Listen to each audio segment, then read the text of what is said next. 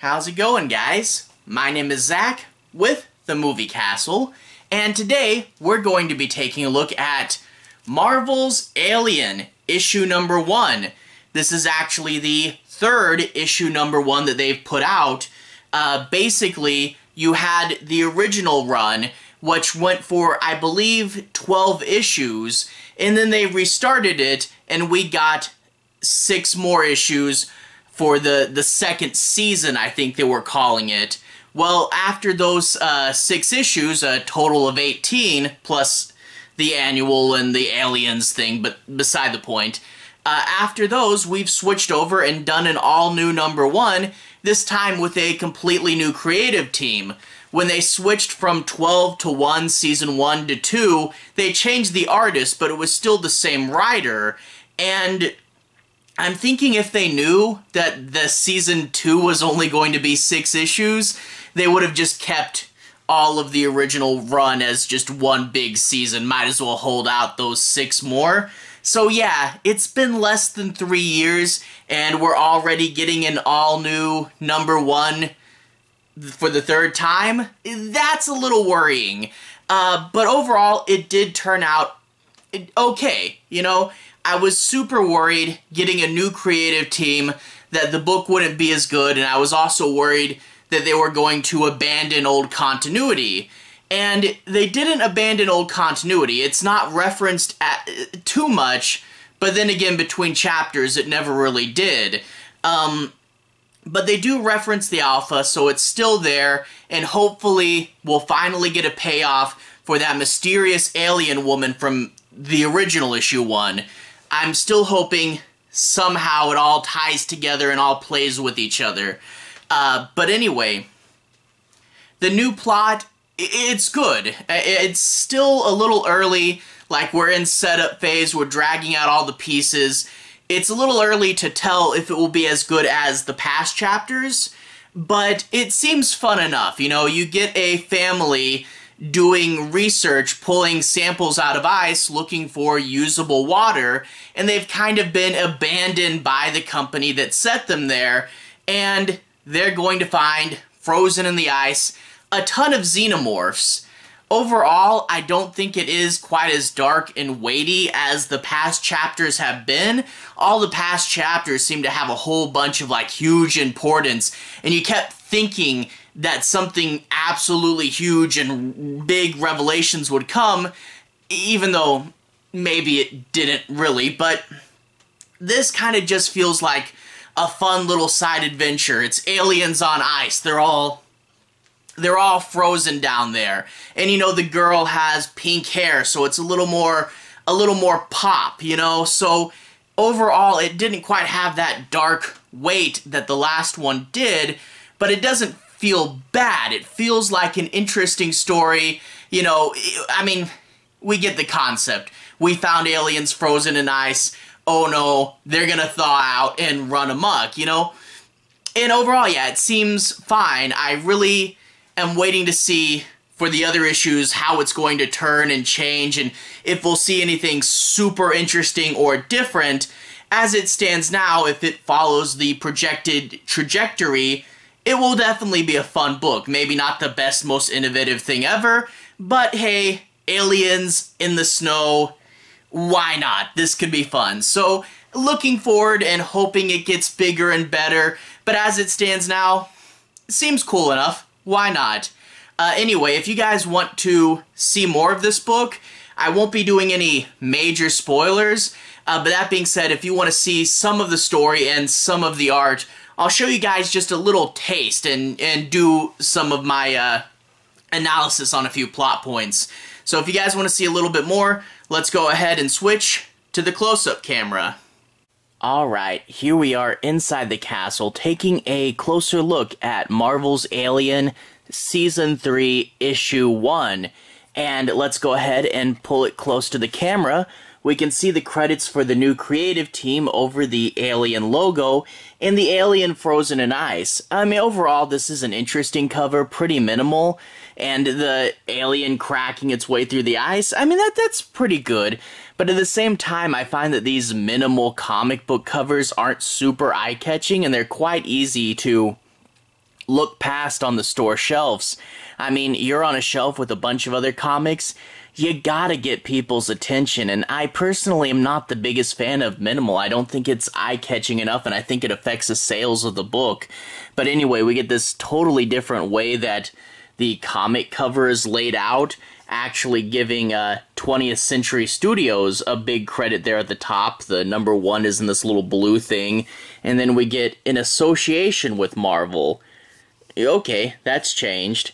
This is $4.99, a little steep, but the book is a little thicker, actually. I don't know if this is just for issue 1, and then we'll go back down to 3, or what. So yeah, a little on the steeper side, but this book is, I think, just trying to remember, I think it was like 28 story pages or something, so it's a little bit longer, and you can see it's a little thicker there. And of course, 111, and parental advisory. Still got the parental advisory there. I don't think anything super gory happens, but it's not censored or anything. Anyway, cracking it open. There is a cold open, but I always show you guys the credit page first. Alien Thaw, part 1 of 6. And yeah, so even though this is thicker, we still are getting 6. I'm glad that Marvel is not cutting down. I like the 6-issue plot runs better, and we're seeing so many that are doing 4. I'm glad they're not. But anyway, we get Alien, Aliens, and then we don't get any past summary of the comic, and we just get the year is now 2195. I was a little worried we were going to ignore the old comics completely, but they do reference the Alpha and stuff from the past run, so here's hoping that we do get some continuations of what's going on there. In particular, that big alien boss lady. I really want to know what that is all about, and hopefully we actually get to see that. The schematic this time around is from Talbot Engineering, and it's simply water, which at first I thought that's a little bit silly, you know, a schematic for water, but they talk and they, you know, and in the rest of the issue as well, about how people need to drink water. It's not on all these other planets, so it is actually a super important resource to find planets with drinkable water and get that out to the points in the galaxy where it needs to be, and how it's a big business. And we're also taking place on the ice moon LV-695. Not 100% sure how the LV system works. I am curious if it is anywhere close to 426, but there's no way that there'd be, you know, hundreds of moons in one solar system, so I'm betting that it's just a system where each newly discovered moon is a new LV or something. If you guys know how the LV system works, definitely tell me in the comments. Alien and Blade Runner, man, so much lore to get behind. Anyway, after that, let's talk a bit about the story. I'm not going to be doing any major spoilers, but let's take a look at the setup. We get a pretty fun opening, seeing these alien shots, and then when we pan out, the reveal is that all these aliens are frozen in the ice in a pretty cool full-page spread there. I really did like this reveal, and then we see 2 of our 3 main characters here, and they're digging a hole, getting ice samples, and they send the girl in because the guy is actually missing an arm, so they have to make her do it. And when she goes to get the sample, she sees a frozen face hugger, what she is going to pull out of the ice and bring back home to her mother, who's a scientist. And this is like the most interesting thing they've discovered in a while. We get the mother talking, and she says, "Hey, Talbot," because you can see the little thing there, they work for a different company, it's not Weyland-Yutani, and they say, "Hey, Talbot, you were supposed to pick us up 5 months ago. What happened? Where are you? Can you please get us off this planet?" And you find out another reason why she wants to get off is she's actually pregnant. So I think the relationship is she's the mom of the little girl, and he is the dad of the new baby, but not the pink-haired girl. So a stepfather, I'm guessing. but we see how they each have their thing that's going to make it a little harder when trouble comes. You know, the guy has one arm, the girl's younger, and the mom is pregnant now. Not the, you know, you would hope to not have to fight like aliens when you're a kid, right? But anyway, the mom's at the computer sending out this message. You know, they scan the face hugger and they send it out into the, to Talbot to hopefully entice them into coming over to pick them up. And of course, we'll get a strange ship floating deep in space, intercepting these communications. And that will eventually lead us to this big ship coming down to see them with the Weyland-Yutani logo on it. Yeah, you knew you wouldn't get an alien story without these Weyland-Yutani people. What are they up to this time? They're not supposed to be there. And we do get, I don't want to go too much farther in the comic, but I do really like the designs of these soldiers here, you know, with this sort of face mask thing, and I'm wondering if this full headgear is designed to keep the face huggers off them, although we know from Kane the face hugger was quite easily able to melt through a standard space helmet. I am wondering if that's what these helmets are for. Either way, though, it's a cool, really bulky soldier design. But from there, we do get some running around trying to, you know, work against a human enemy, and of course, we know that facehugger isn't going to stay frozen forever. Overall, an interesting setup. We do get a few things, you know, where the guy can be a little overly dramatic when he finds out she sent the message, and he throws his ramen at the camera there, which is like, okay, dude, come on, you worked a long time for that food. You don't need to do that. And then we also get a scene early on where he says, I think it's somewhere over here, he says the word mum with a U instead of mom, so I'm guessing he's British. But anyway, overall it seems fun.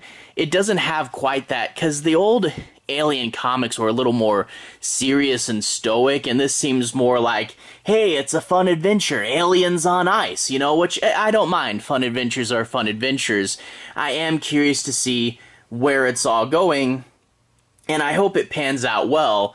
It, you know, like I said, doesn't seem to be as dark, but it does seem to be a pretty fun idea, and I can't wait for next issue for those aliens to really wreak havoc. So yeah, I was a little worried getting a whole new creative team, but they do reference the old run briefly, so it is still canon, and I hope that the things they set up there still do get picked up and elaborated upon. But overall, the new creative team seems fine. It is kind of sucky that we have to go to an all-new issue #1 already, but yeah, I think it's still fine. So fingers crossed that the book plays out well. This is, again, primarily setup, so we don't really know where it's going too much, but hey, I liked it. So anyway, to everyone who's watched so far, thank you for watching. To everyone who's liked and subscribed, thank you. You really are helping the channel out. I'll leave a relevant playlist on the bottom. This should be my Marvel's Alien playlist, where you can see me review all the past issues of this series. Anyway, have a good day. I'll see you guys again very, very soon. Relevant playlist on the bottom. Have a good day now.